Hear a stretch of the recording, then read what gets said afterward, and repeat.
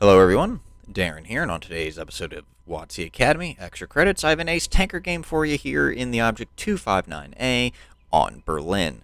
Now before we get started here, if you enjoyed this video, don't forget to hit that thumbs up and let me know that you like this video and want to see more. And if you are new to this channel, don't forget to hit that subscribe button, as your support means a lot. And hey, also, if you haven't checked it out already, feel free to check out my main, more educational focused channel on this game, WoTC Academy, for all your guides and information needs. Now that we are on the move here, let's talk a little bit more about the game and the tank here. Firstly, of course, this is a tier 9 game, basically. I am mid-tier, but there's only like a couple tier 9s taking up the top tier slot on both teams. It's also a bot battle for those that are going to be particular about classifying that. There's a couple bots on both teams, and I didn't even realize there were some bots until roughly around this moment here when I was engaging the T-44. It was behaving, at least in my eyes, a little weird, especially when having a enemy heavy tank just shooting at them. And this decision was more reinforced with some of my teammates I was engaging with on this road. Now about the 259A, well, it's a tier 8 premium Russian heavy tank, because we totally don't have enough of those in this game.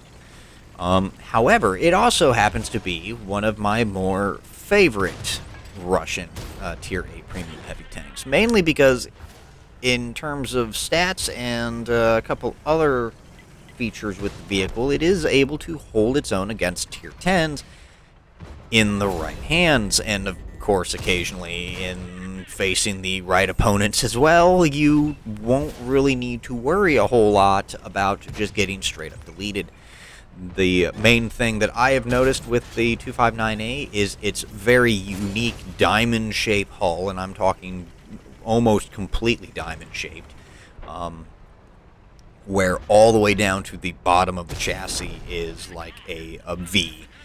You won't see that very much on any of the other premium Russian heavy tanks, like the IS-3s, the Kirovats, and some other tanks there. They have a small little sloping there near the top of the chassis, but then it just goes straight vertical for the suspensions to fit in there. Not with the 259A, and so this very unique shape does make side scraping very easy if you know what you're doing with pike nose tanks, and of course that also makes fighting tier 10s a little bit easier, as well as, again, you have that very unique shape that sometimes is very difficult to pen and deal with from like a side or angled profile. So we have breezed through that flank, thankfully. Flanked the enemies that were on some side streets here, and now I'm doing another hard flank to try and free up the tanks pinned down on the that main road there, putting some side shots into the TS5, who's more focused on the tanks in front of him instead of me. So I'm going to just eliminate him. And, of course, now we're just going to chase the IS-3. But I am looking at the mini-map, and I do see he's running two friends. So I'm not going to just roll up in front of them. But luck is on my side, as they're all focused on the T-92 that just got taken out. So this allows me to kind of just take a couple shots here. The E-50 is now looking at me. And I did manage to bounce or juke a shot from the Yak Panther 2, who's now not focused on me, but the Carnarvon to my right here, who got taken out. I did bounce a shot off the Yak Panther 2, and but of course there's the Panthera in front of me, who is a one-shot, so I was just going to eliminate him and get him out before he decided to start causing me problems.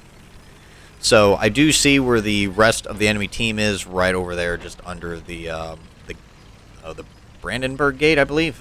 I don't quite remember features of Berlin, unfortunately, at this moment. And so I'm just going to follow with the M47, support him, and we're going to push up on the remaining tanks that are right here by the gate. Now, I'm trying to be careful to make sure here that I'm not going to just roll up and get cross-shotted by multiple tanks here, but the E-50's right there in front of me, not paying attention whatsoever. The M46 actually takes care of him. I know I said M47, but That's just like the turret model.